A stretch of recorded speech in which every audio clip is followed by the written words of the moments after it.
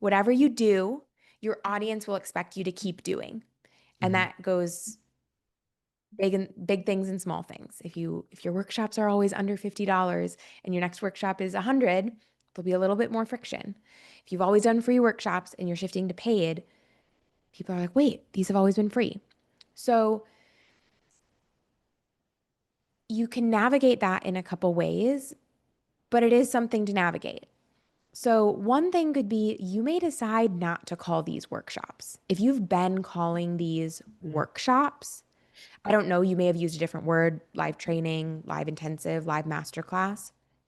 Whatever word you have been using, I would use a different word.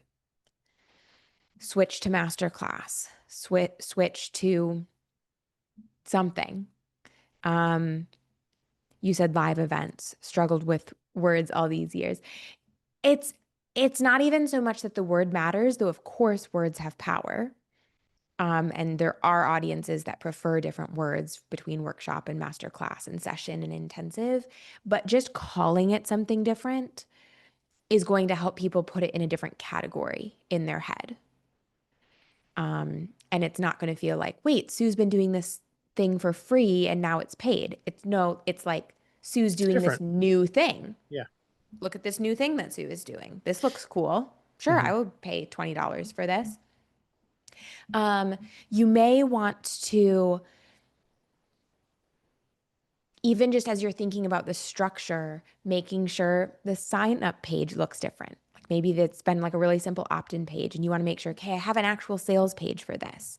Maybe you include a bonus for people who sign up for the workshop. Just some like clear structural differences so it feels different for people can be amazing.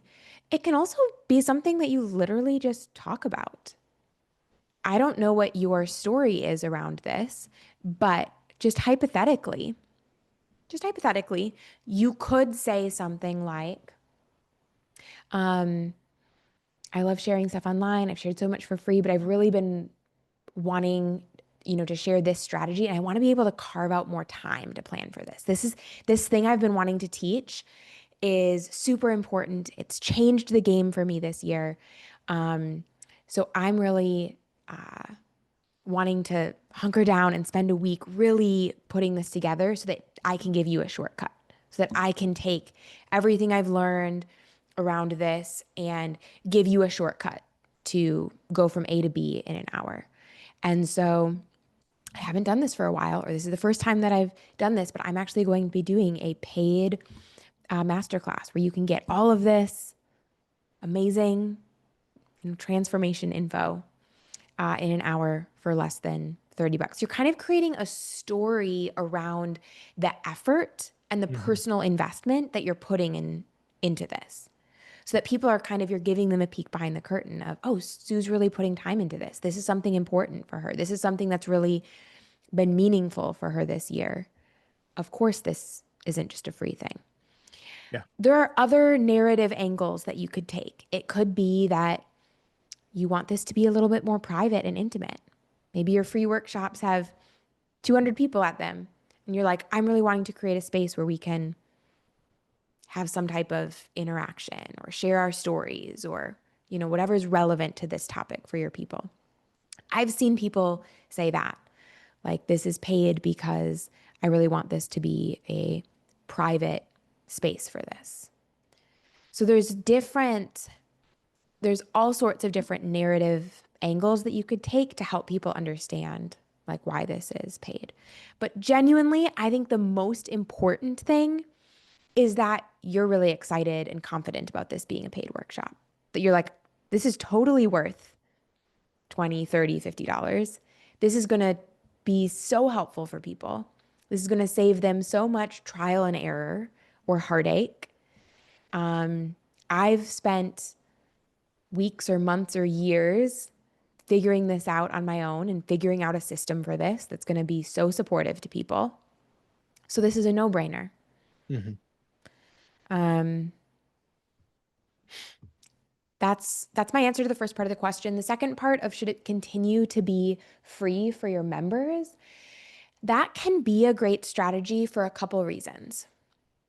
Number one, It means you always start with a baseline level of attendees, which can, when you're doing a new strategy, just give you confidence where you're like, okay, there's no chance that 0 people will come because I have my members coming. So I'm Hmm. already starting with a full Zoom room, and every person that signs up just adds to that. So that can be just really helpful kind of energetically. It can also be a great way to keep members. So, members who've been around for a long time, they've used a lot of your content. It can be a reason that they stay in your membership because they're looking forward to the next live workshop that's coming. Yeah.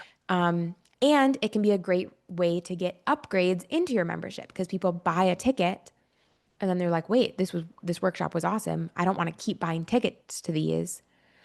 I'm just going to upgrade to the membership where it's included every month. So it's generally what we recommend is including workshops in your membership. Um, but it's not essential. Like you don't have to. There's Yeah, plenty you of could people give who them a don't. live ticket. They come live, come free. If you want the replay, you can pay for it. Like, there's all sorts of ways you can Yes. uh, adapt this to serve your ultimate goal here, whether it is retention, whether it is Hmm. upfront cash, whether it is just engagement. Like, you have a bunch of members who've kind of tuned out a little bit. It's like this could be a way to bring some of them back into your world to start taking action again, simply by saying, hey, it's if you come live, you get the live session and I'll add the replay to your account for you, type of thing. Just, I think the big thing with that though, there is no right way to do something like, do members get it free? And a lot of times we default to how other people do things. So like, this is what a membership is and this is what it includes, and therefore that's what my membership is and has to include.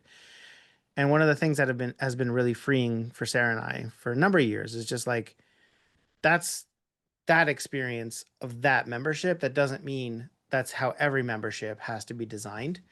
And so for us, like, what needs to be there and what doesn't need to be there? Yeah. What are we okay? Like, what's a battle we're okay with? Like, knowing that that's going to introduce more friction, but it's okay. Like, that's by design and something we're willing to endure. Or that's a boundary that we're going to enforce, despite it's not necessarily something that many other memberships or mentorships or coaching offers have, type thing. Yeah. So think about it. Like, do you want your members to have free access to these workshops for as long as they're members? And if the answer is yes, cool. If the answer is no, but like, what are some ideas that do feel great to you and in alignment? And you can start, you don't have to commit to anything right now. You could say, hey, this first workshop that I'm doing, I'm going to gift to members without promising them that every workshop you Yeah. ever do into infinity and beyond is included. So you don't have to fully make that decision yet.